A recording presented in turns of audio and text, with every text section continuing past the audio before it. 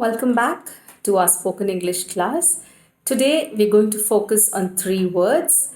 Usually we talk about three words so that we don't stress ourselves with practicing these words. So I thought taking three at a time would be easy for us to practice the pronunciation of these words. So for today's lesson, I've chosen three words which are only, only, only, for, and was, was.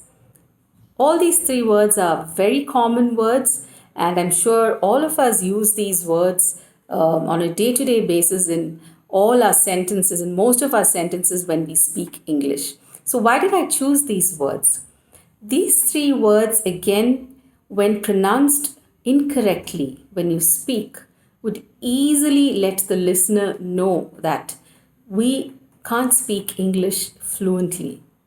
Okay, these three mistakes might come across to the listener that our English is not as fluent as it should be. Okay, so let's go on with the words. The first word we'll be looking at is only, only, only. Okay, it's a very easy word, right? So the wrong ways in which this word is spoken. Some people say only, only. Some people say only, only. Some people say only, only. Okay, so all these three versions or any other version, only, only, only, only, all these versions are wrong. Okay, so if you're saying only, like any of these ways in which I've just said it, stop. Whenever you're saying it wrong, say no to yourself so that you can unlearn the wrong way of saying only. So we'll say it as only, only, only. So let's look at a couple of sentences with only in them. The only thing I dislike is the color. The only thing I dislike is the color. Only one chocolate is left. Only one chocolate is left. Only one chocolate is left. Only when we work hard, we will be successful. Only when we work hard, we will be successful. Only when we work hard, we will be successful. We will succeed only if we work hard. We will succeed only if we work hard. We will succeed only if we work hard. Wait here only for me, I'll come soon. Wait here only for me, I'll come soon. Wait here only for me, I'll come soon. Not only did they come, but they stayed over too. Not only did they come, but they stayed over too. Not only did they come, but they stayed over too. I only want one thing from you. I only want one thing from you. I only want one thing from you. They only want to come. They only want to come. They only want to come. Okay, so let's try and say only and not only, only, only. Okay, avoid pronouncing only in any other way other than how I have just pronounced it for you. Okay, so let's go on to the next word. Yeah, I forgot to tell you, as I usually do, pick up 20 sentences and practice how we say only in those 20 sentences, and by the end of it you are done and you will not repeat only the wrong way in which you have been doing it. Okay, yeah, so let's go on to the next word. The next word for today's focus is for, F-O-R, for. F-O-R, for. A very simple word, but again, the vowel O, okay, you got to pronounce it like F-O-R, for. O cannot be pronounced in for as A or O or A, okay? It's not for, It's not for. It's not far. Okay. What did you call me for? What did you call me for? For what did you call me? For what did you call me? Wrong. For what did you call me? For what did you call me? All these ways are wrong. We just have to say it as for. And can you see that FOR, the R sound is silent. Okay? For. Don't say for. For. Come for the meeting. You have to say come for the meeting. Please come for the meeting. For. FOR, for. Not for or far or for or any other way. So let's look at some sentences with for in it. What is this for? What is this for? What is this for? For what is this? For what is this? For what is this? Was it not enough for everyone? Was it not enough for everyone? Was it not enough for everyone? What are we fighting for? What are we fighting for? What are we fighting for? I waited for my mother. I waited for my mother. I waited for my mother. I waited for my mother. Children, please wait for the teacher. Children, please wait for the teacher. Children, please wait for the teacher. The teacher waited for her turn. The teacher waited for her turn. The teacher waited for her turn.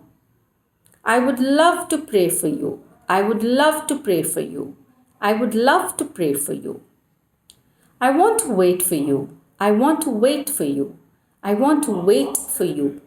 For. They wanted the best for her. They wanted the best for her. For her. Okay, so how are we going to say FOR? We're going to say it as for. Not far, for, or far or any other way. So if you're saying it incorrectly, correct yourself and try to say it like for, and pick up 20 sentences with for in it, and practice. Keep practicing, and as we know, practice makes us perfect. And I'm sure if you've been practicing all these words, you'd have unlearned the wrong way in which you've been saying it all this while. And many of your friends and colleagues or your peers would have noticed the change in the way you're speaking. Okay, these tiny words will actually change the way you sound when you are speaking in English. Okay, great. So let's go on to the next word. The third word for today is was. W-A-S. Was. Was. Okay, remember when W comes in a word, we have to say it as wa. Wa. It's not v. It's wa. Was. Okay, so let's look at the wrong ways in which people pronounce was. People say was. Was. It's very common. So many people I've come across, they say was as was. Okay. Where were you? I was at home, or I was at home. Was.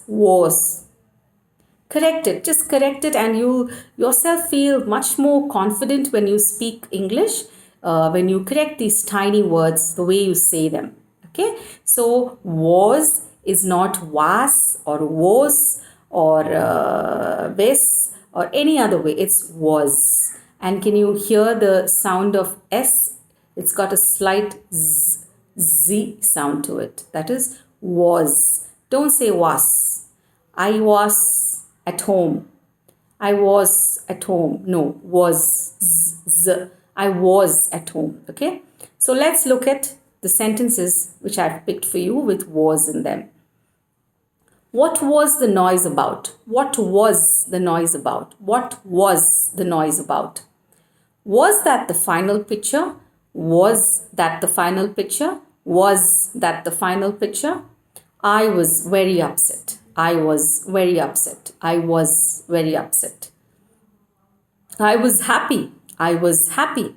I was happy. If you notice, it's not was. I was happy. No. I was happy. No. I was happy. No. I was happy. I was happy. They met me when I was at the office. They met me when I was at the office. They met me when I was at the office. What was in the box? What was in the box? What was in the box? What was in the box? What was the last time you said sorry? Okay, there's a correction there. When was the last time you said sorry? When was the last time you said sorry? When was the last time you said sorry? When was, okay? Was that enough for everyone? Was that enough for everyone? Was that enough for everyone?